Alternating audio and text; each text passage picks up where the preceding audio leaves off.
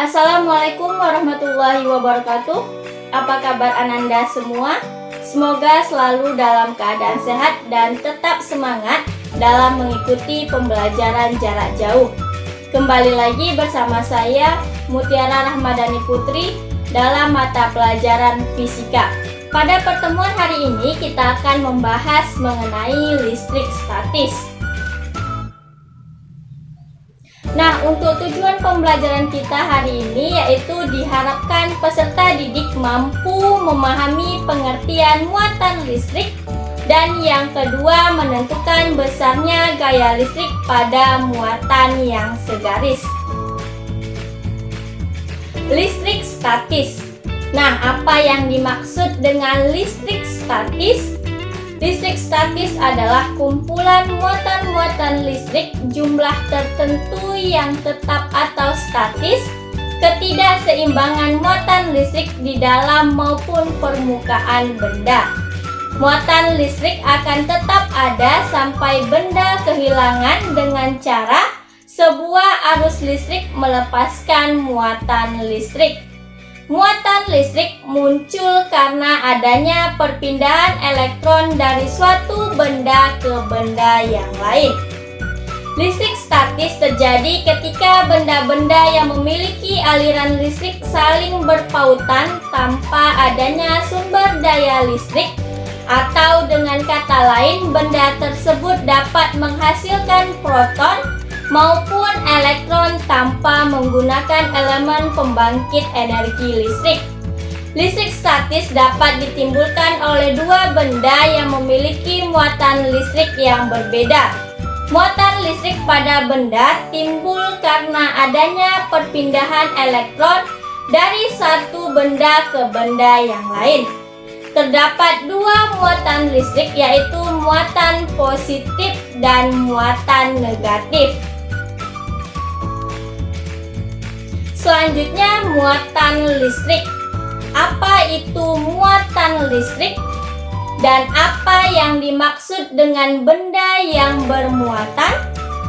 Mirip dengan interaksi tarik-menarik antar massa, muatan listrik juga dapat saling berinteraksi satu sama lain. Namun, lain halnya dengan massa yang hanya berinteraksi saling tarik-menarik. Muatan listrik dapat berinteraksi saling tarik-menarik ataupun tolak-menolak antar muatan. Sekarang kamu mungkin berpikir pada keadaan bagaimanakah interaksi tarik-menarik antar muatan terjadi dan pada keadaan bagaimanakah interaksi tolak-menolak antar muatan terjadi.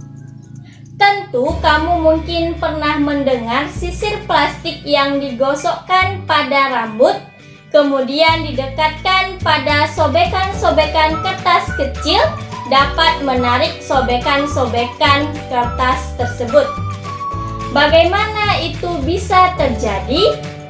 Sebelum mengetahui jawaban pertanyaan-pertanyaan tersebut, kamu perlu mengetahui sifat-sifat muatan listrik terlebih dahulu. Pada dasarnya terdapat dua jenis muatan listrik yaitu positif dan negatif. Muatan berlawanan jenis akan saling tarik-menarik dan muatan sejenis akan saling tolak-menolak. Lalu bagaimana sisir plastik yang digosokkan dapat menarik sobekan-sobekan kertas kecil? Setelah mengetahui sifat-sifat muatan listrik, kita dapat lebih mudah memahami bagaimana sisir tersebut menarik sobekan-sobekan kertas.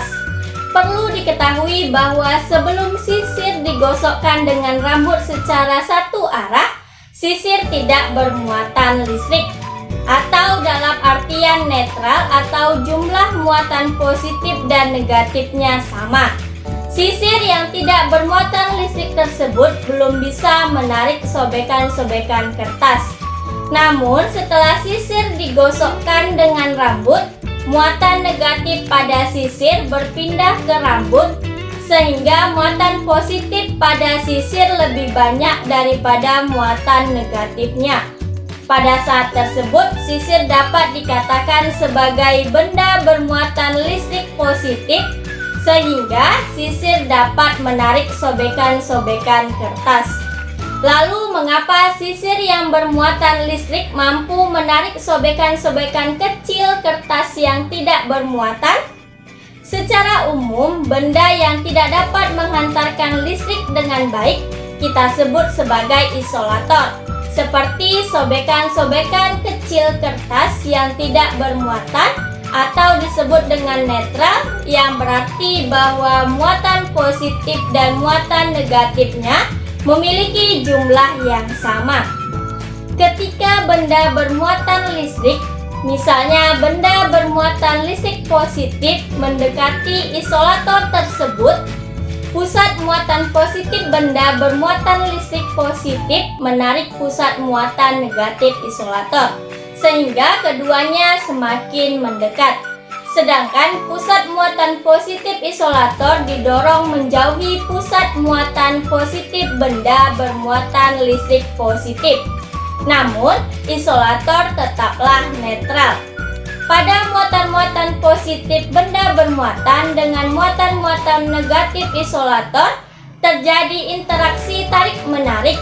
Sedangkan pada muatan-muatan positif benda bermuatan dengan muatan-muatan positif isolator, terjadi interaksi tolak-menolak. Jarak antara pusat muatan positif dan pusat muatan negatif isolator lebih dekat, sehingga keduanya akan memberikan interaksi tarik-menarik, yaitu potongan-potongan kertas akan ditarik oleh sisir plastik. Selanjutnya, gaya listrik. Sebuah muatan Q1 akan menimbulkan interaksi tarik-menarik atau tolak-menolak pada muatan lainnya atau Q2 yang berada cukup dekat dengan muatan Q1. Interaksi tarik-menarik dan tolak-menolak tersebut disebut sebagai gaya listrik. Muatan yang berlawanan akan menimbulkan gaya tarik-menarik dan muatan yang sejenis akan menimbulkan gaya tolak-menolak. Lalu bagaimana hubungan antara gaya listrik dengan kedua muatan dan jarak antar kedua muatan tersebut? Melalui eksperimen gaya kolom, maka akan didapatkan hubungan antar besar gaya kolom dengan jarak antar muatan dan besar muatan. Hasil analisis data dari eksperimen tersebut menunjukkan bahwa besar gaya kolom sebanding dengan perkalian kedua muatan dan berbanding terbalik dengan kuadrat jarak antar kedua muatan tersebut. Gaya listrik adalah besaran vektor, sehingga secara matematis dapat kita tuliskan F sama dengan K Q1 Q2 per R kuadrat, di mana F adalah gaya listrik tarik-menarik atau tolak-menolak atau disebut dengan gaya kolom.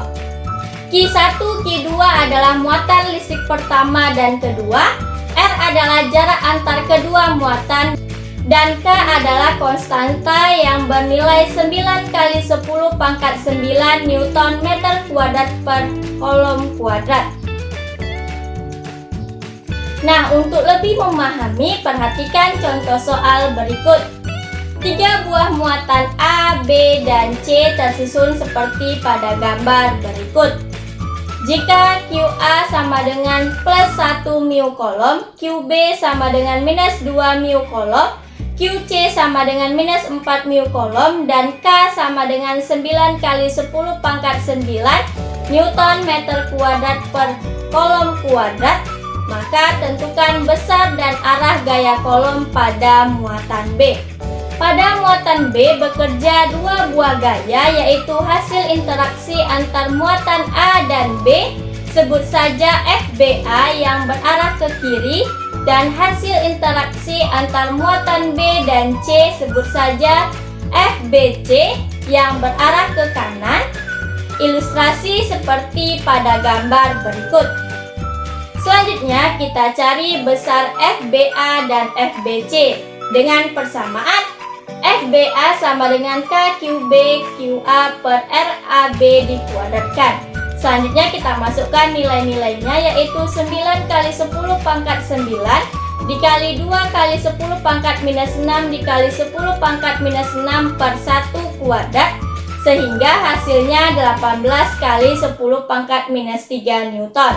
Selanjutnya FBC sama dengan KQB/QC per RBC dikuadratkan, sama dengan 9 kali 10 pangkat 9 dikali 2 kali 10 pangkat minus 6 dikali 4 kali 10 pangkat minus 6 per 1 kuadrat, sama dengan 72 kali 10 pangkat minus 3 Newton. Karena kedua gaya segaris namun berlawanan arah, maka untuk mencari resultan gaya cukup dengan mengurangkan kedua gaya. Misalkan resultannya kita kasih nama dengan F total, maka F total sama dengan FBC dikurang FBA.